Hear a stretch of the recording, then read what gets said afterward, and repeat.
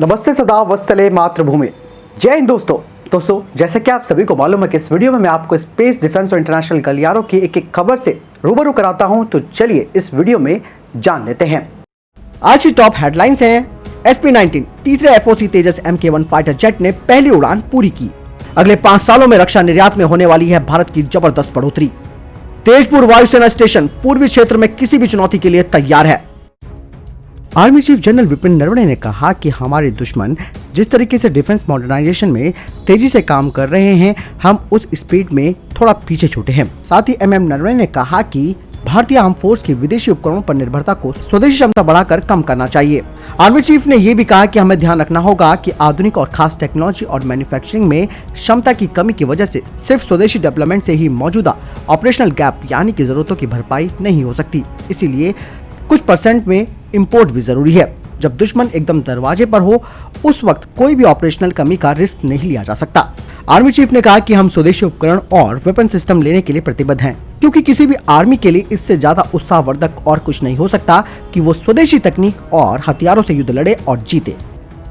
SP-19 third FOC standard तेजस MK1 fighter jet, जिसे HAL की facility में देखा गया था, उसने अपनी पहली उड़ान पूरी कर ली है। HAL के chief test flying fixed wing Rajiv Joshi, जो की सेवानिवृत्त हैं, उनके द्वारा संचालित SP-19 ने 22 जनवरी 2021 को पहली उड़ान भरी, जिसमें लगभग 40 मिनट तक उन्होंने उड़ान भरी।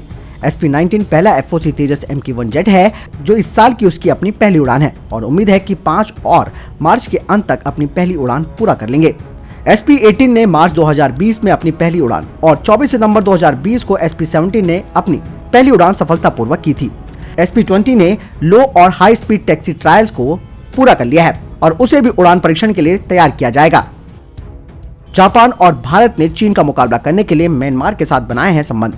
आपको बता दें कि जापान म्यांमार को चीनी चंगुल से दूर करने का प्रयास कर रहा है। जापान अपने शीर्ष नेतृत्व के साथ म्यांमार के साथ आंतरिक मुद्दों पर चर्चा करने के लिए अच्छी तरह से तैयार है, क्योंकि जापान म्यांमार के नए राजनीतिक संबंधों पर भरोसा करता है और साथ ही भारत ने भी अभी हाल ही में म्यांमार के साथ कई कूटनीतिक संबंध भी स्थापित किए हैं, ताकि चीन के प्रभाव से म्यांमार को बचाया जा सके।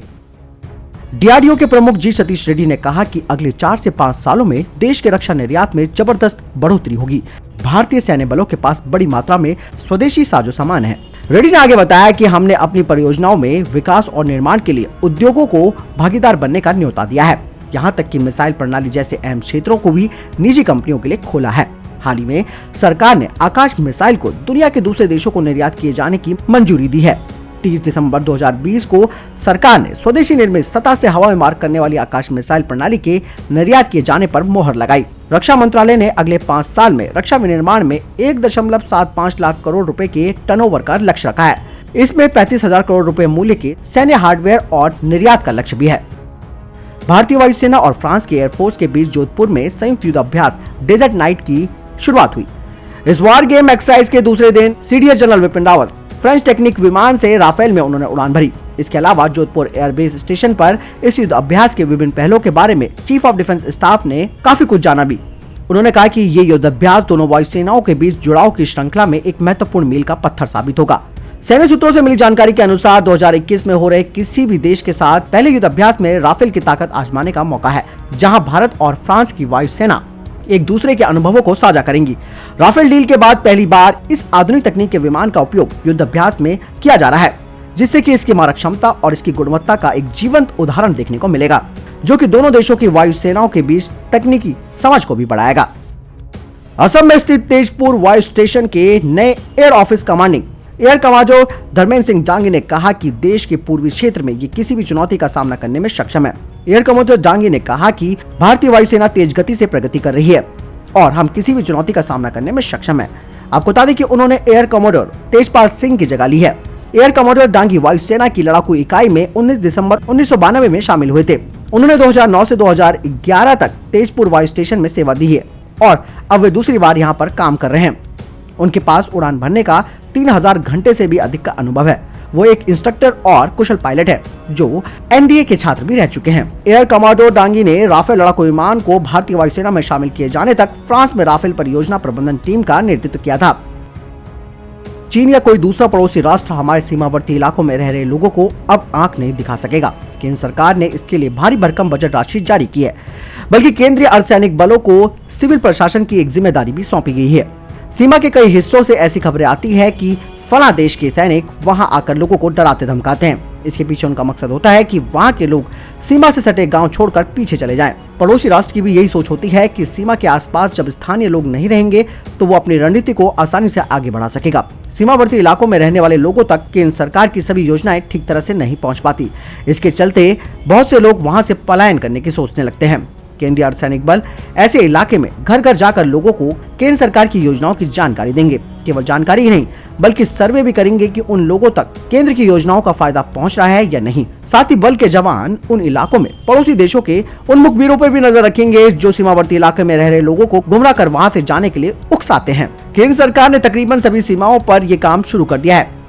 सूत्रों के मुताबिक चीन से लगती सीमा पर होने वाली संदिग्ध गतिविधियां उत्तर पूर्व के राज्यों में स्थित अंतर्राष्ट्रीय सीमाओं के आसपास के इलाके पर दूसरे राष्ट्रों के संगठन की नजर और पाकिस्तान, नेपाल व बांग्लादेश सीमा से लगते कुछ इलाकों में स्थानीय लोगों की परेशानी सामने आई थी। इसके अलावा कश्मीर और नक्सल प्रभावित क्षेत्र में भी स्थानीय लोगों तक सरकारी योजनाओं का फायदा नहीं मिल पाता। वहाँ भी नक्सलों का ये प्रयास रहता है कि स्थानीय लोग सरकार से नाराज रहें, वे सरकार के खिलाफ आवाज उठानी शुरू करें।